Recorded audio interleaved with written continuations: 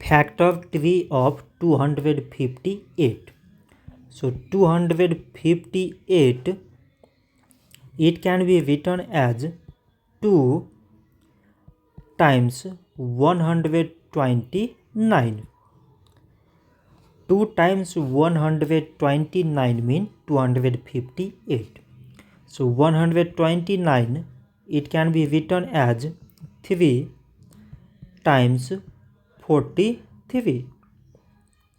3 times 43 means 129.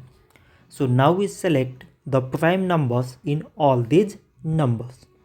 So prime numbers are 2, 3 and 43.